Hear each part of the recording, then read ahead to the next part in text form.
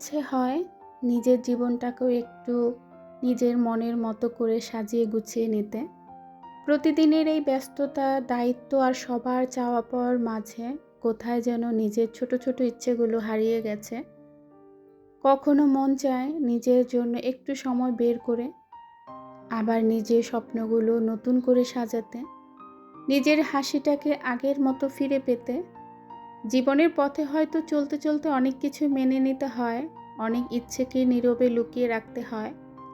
তবুও মনের এক কোণে একটা আশা থেকেই যায়, একদিন সব দায়িত্বের মাঝেও নিজের জন্য একটু জায়গা হবে, নিজের যত্ন নেওয়ার সময় হবে। কারণ যে মানুষটা সবাইকে ভালো রাখার জন্য এত চেষ্টা করে, তারও তো একটু ভালোবাসা, একটু যত্ন আর একটু নিজের মতো করে বাঁচার অধিকার আছে। হয়তো একদিন নিজের জন্য একটু সময় আসবে, যেদিন অন্যের জন্য বাঁচার পাশাপাশি নিজের মনটাকেও একটু সাজিয়ে নিতে পারবো। ততদিন এই ছোট্ট আশাটুকু বুকে রেখে চলি, একদিন আমিও আমার হারিয়ে যাওয়া স্বপ্নগুলোকে আবার খুঁজে পাবো।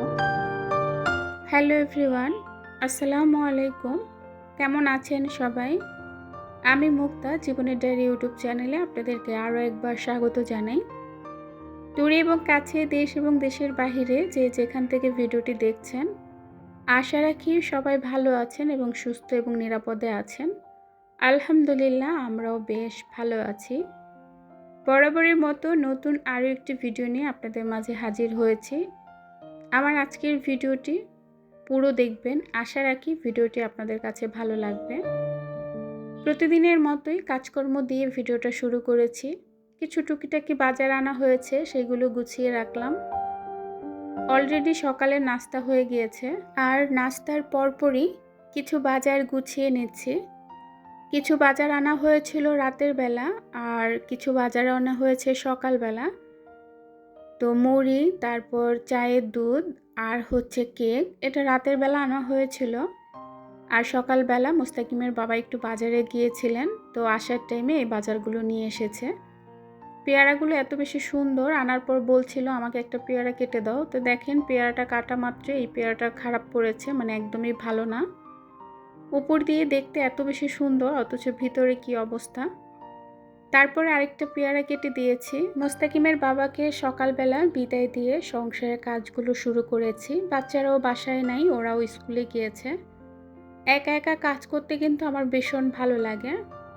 তো এখানে সবজিগুলো গুছিয়ে নিচ্ছি। গতকালের ধনিয়া পাতা ফ্রিজে ছিল, বলেছিলাম আজকে ধনিয়া পাতা এনো না, কিন্তু তারপরও ধনিয়া পাতা নিয়ে এসেছে। আর কিছু মাছ আনা হয়েছে। মোস্তাকিমের বাবা যেহেতু অনেক রাতে আসেন মার্কেট থেকে, ওই টাইমে না তেমন একটা মাছ পাওয়া যায় না। আর এমনিতেও মোস্তাকিম অনেক দিন ধরে চিংড়ি মাছ ভুনা খেতে চাচ্ছে। যদিও গত ভিডিওতে দেখিয়েছিলাম, ছোট চিংড়ি মাছ ভুনা করে দিয়েছিলাম ওকে। তো মোস্তাকিমের বাবাকে বললাম বড় চিংড়ি মাছ নিয়ে এসো। আসলে এই চিংড়িটা আমাদের কখনো কেনা হয় নাই, কখনো খাওয়াও হয় নাই। আমরা সবসময় নদীর চিংড়িটাই খেয়ে থাকি, একদম দেশি যে চিংড়িটা। তো সময়ের সাথে সাথে মানুষের সব কিছুই পরিবর্তন হয়। আসলে আয় বুঝেই তো ব্যয় করতে হয়, এটা হচ্ছে মেন কথা। তো চিংড়িটা আমি বলেছিলাম মুস্তাকিমের বাবাকে আগেই আনতে, উনি বলল যে কেমন না কেমন হয়। তো আমি আমার ননদকে জিজ্ঞেস করেছিলাম, সে বলল না খেতে নাকি ভালোই লাগে। আবার অনেককেই দেখি এই চিংড়িগুলো ভুনা করে। তো ফার্স্ট এখনও খাওয়া হয় নাই, তাই এটার স্বাদ কেমন বলতে পারবো না। মাছগুলো গুছিয়ে রেখে, বাজারগুলো গুছিয়ে রেখে, পুরো ঘরটা পরিষ্কার করে ঝাড় দিয়ে সুন্দর করে ঘরটা মুছে নিলাম। গতকাল রাতে কিছু কোয়েল পাখি আনা হয়েছিল, মানে 2 জোড়া কোয়েল পাখি আনা হয়েছিল। সকালবেলা উঠে কোয়েল পাখিগুলোকে খাবার দিতে এসেছি।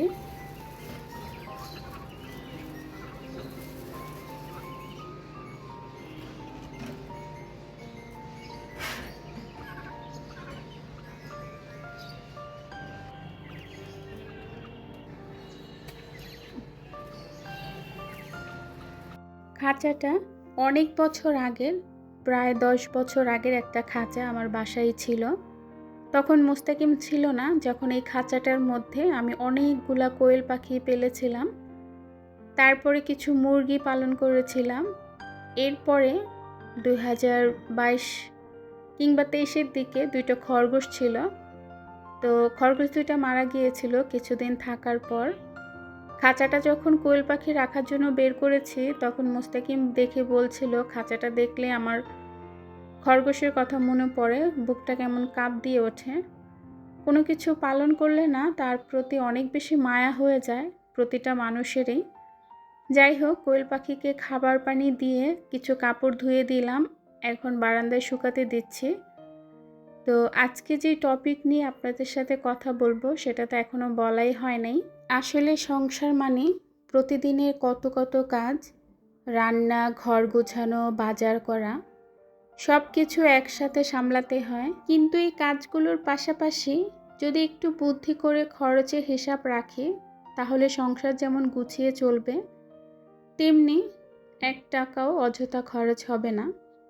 প্রতিদিনের ছোট ছোট খরচগুলোই মাস শেষে বড় হয়ে দাঁড়ায়। কোথায় কত খরচ করছি, প্রয়োজন ছাড়া কোনো শখের জিনিস কিনছি কিনা, অযথা খরচ করছি কিনা, এইসব কিন্তু খেয়াল রাখলে অনেক খরচ থেকে আমরা টাকা সঞ্চয় করতে পারি। সংসার চালাতে বেশি টাকা পাওয়ার চেয়ে থাকা টাকাটা হিসেব করে চালানোই আসল বুদ্ধিমানের কাজ। আমরা মধ্যবিত্তরা অযথা টাকাটা খরচ না করেই সেই টাকাটা জমাই। মধ্যবিত্ত পরিবারের টাকা আয় করার চেয়ে অনেক সময় টাকাটা কিভাবে ধরে রাখাই সেটাই কিন্তু বড় একটা চ্যালেঞ্জ। অপ্রয়োজনীয় কিছু খরচ একটু কমাতে পারলে মাস শেষে ভালো একটা টাকা সঞ্চয় করা সম্ভব। আজকে আপনাদের সাথে মধ্যবিত্ত পরিবারের 10টি খরচ কমাতে পারলেই হাজার হাজার টাকা সঞ্চয় করা সম্ভব, সেই নিয়ে কিছু টিপস শেয়ার করব।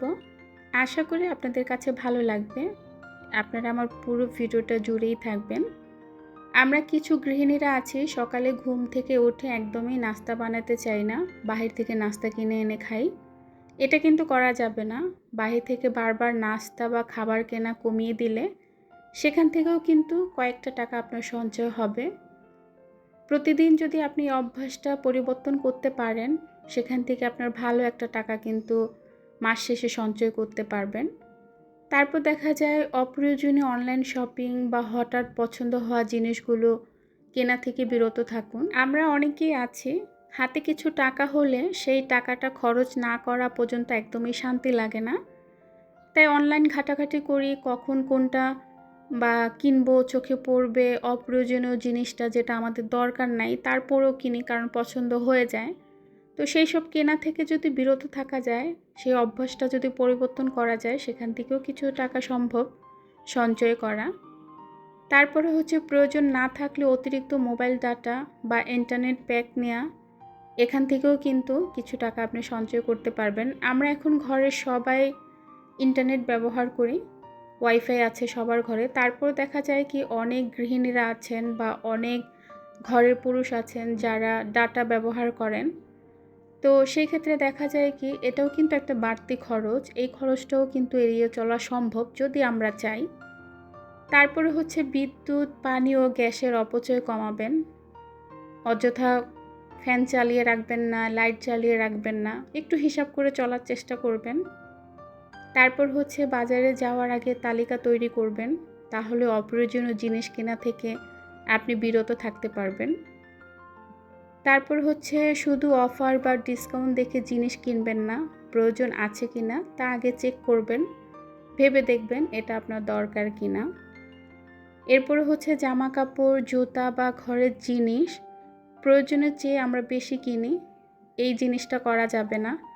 আগে ভাবতে হবে আপনার এখানে প্রয়োজন আছে কিনা, লাগবে কিনা, তখন আপনি ভেবেচিন্তে জামা, জুতা বা আপনার কসমেটিক্স কিনতে পারবেন। অযথা তো কেনার দরকার নাই, শুধু শুধু ঘরে পড়ে থাকবে। 9 হচ্ছে বাহিরে ঘোরাঘুরি, অপ্রয়োজনীয় যাতায়াতের খরচ কিছুটা কমানো যায়। আমরা অনেকেই আছি শুক্রবার হলে ঘুরতে যাই, বাহিরে খেতে যাই। ওই যে বললাম হাতে কিছু টাকা আসলে তখন কতক্ষণে টাকাগুলো খরচ করব, তো ওই হচ্ছে ব্যাপার। তো এখানে যদি আপনারা একটু হিসাব করেন তাহলে কিন্তু এখান থেকে কিছু টাকা সঞ্চয় করা সম্ভব। আমরা যারা মধ্যবিত্ত আছি তাদের কথা বলছি, কারণ তাদের ইনকামের চেয়ে খরচটা বেশি হয়ে যায়। হয়তো বা অনেকে আমার কথাগুলো বলবেন যে এইগুলো কি বলছেন, মাসে সপ্তাহে একদিন ঘুরতে যাব না? অবশ্যই যাবেন। তবে প্রতি সপ্তাহে না যেয়ে মাসে একবার ঘুরতে যান। অনেকে আছে প্রতি সপ্তাহে শুক্রবার হলেই ঘুরতে বেরিয়ে যায়, বাচ্চা হাজব্যান্ড সবাইকে নিয়ে ঘোরাঘুরি করে, বাহিরে খায়। তো ওই টাকাটা খরচ না করে ওই টাকাটা দিয়ে যদি আপনি সংসারের জন্য কিছু কিনেন বা বাজার করেন, আপনার কিন্তু এক সপ্তাহ চলে যাবে। তো যাই হোক, তারপর 10 হচ্ছে মাসের শুরুতেই সঞ্চয়ের টাকা আলাদা করে রাখুন। বাকি টাকাটা দিয়ে মাস চালানোর চেষ্টা করুন। এতে আপনার একটা হিসাব হবে যে আপনার মাসে কত টাকা খরচ হচ্ছে, কত টাকা সঞ্চয় হচ্ছে। আমরা যদি কিছু অভ্যাস পরিবর্তন করতে পারি এবং কিছু নিয়ম মেনে চলতে পারি, তাহলে কিন্তু একটা অভাবের সংসার কিংবা টানাপোড়েনের সংসার অথবা মধ্যবিত্ত পরিবারের সংসার, সেখান থেকেও কিছু কিছু টাকা জমানো সম্ভব। এটা যদি আমরা চাই। একটা কথা সবসময় মনে রাখবেন, সঞ্চয় মানে কৃপণতা না, নিজের প্রয়োজন বুঝে খরচ করা এবং ভবিষ্যতের জন্য কিছু টাকা রেখে দেওয়াই হলো বুদ্ধিমানের কাজ। বলা তো যায় না কখন কোন বিপদ এসে দাঁড়ায়। প্রতিদিনের ছোট ছোট খরচ নিয়ন্ত্রণ করতে পারলেই মাস শেষে সেই ছোট্ট সঞ্চয় হাজার হাজার টাকায় পরিণত হতে পারে, আর সেই টাকাটা আমাদের বিপদে দিনে কাজে লাগবে। তো ভিউয়ার্স, আমি কিন্তু রান্নাবাড়া অলরেডি অনেকটাই করে ফেলেছি। আজকে মুরগি ছোট ছোট করে কেটে, আলু ছোট করে কেটে ভুনা করছি, একদম ভাজা ভাজা একটা ভুনা। তারপরে হচ্ছে এদিকে পোয়া মাছ ভেজে নিয়েছিলাম, আপনারা সবাই দেখেছেন। পোয়া মাছটা টমেটো দিয়ে ভুনা করব, সেই সাথে ভেন্ডি ভাজি ছিল। সংসারের কাজকর্ম, রান্না বাড়া, আর সেই সাথে আমার বোকা বোকা কথা, সব কিছু নিয়ে ভিডিওটা সাজিয়ে থাকি প্রতিনিয়ত। জানি না আমার ভিডিওগুলো আপনাদের কাছে কেমন লাগে।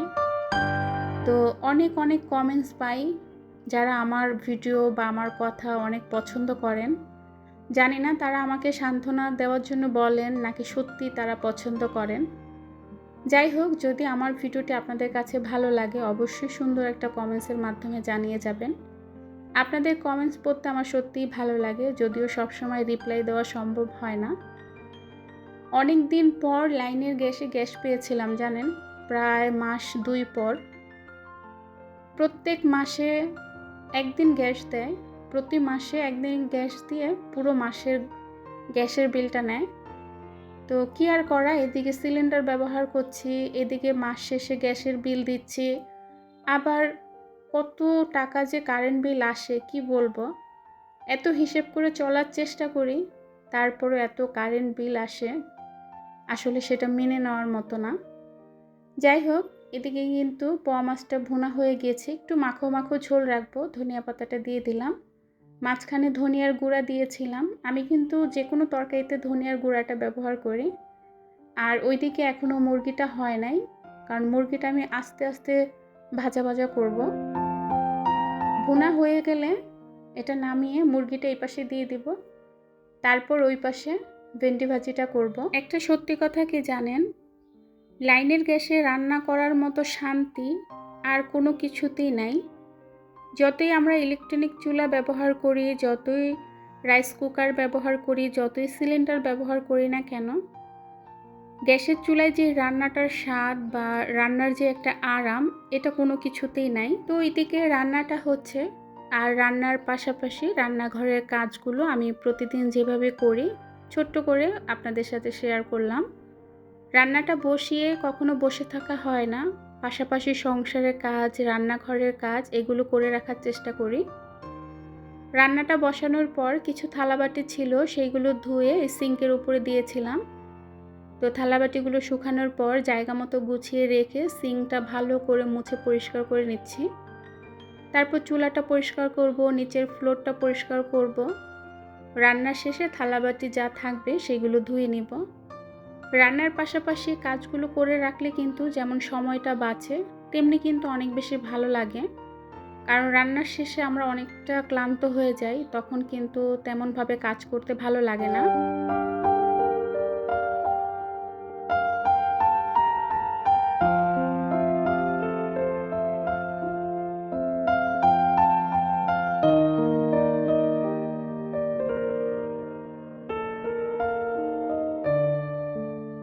ফার্মের মুরগি ঝোল রান্নার চেয়ে এভাবে ভাজা ভাজা করে রান্না করলে কিন্তু বেশ ভালো লাগে খেতে। আমি কিন্তু সবসময় মুরগি আর গরুর গোশত যদি এভাবে কষিয়ে কষিয়ে রান্না করি, সেখানে কিন্তু আস্ত রসুন দেই। তবে আজকে আস্ত রসুন দেইনি, যেহেতু মুরগির পিসগুলো ছোট ছিল এবং আলুটা খুব ছোট করে কেটেছি। সেই জন্য রসুনটাকে আমি কোয়া খুলে তারপর ভালো করে পরিষ্কার করে দিয়েছিলাম। আস্ত রসুনটা যখন চাপ দিবেন তখন ভিতর থেকে এত সুন্দর নরম হয়ে বের হয়ে আসে, খেতে কিন্তু ভীষণ ভালো লাগে। আমার কাছে ভালো লাগে, জানি না আপনাদের কাছে কেমন লাগে।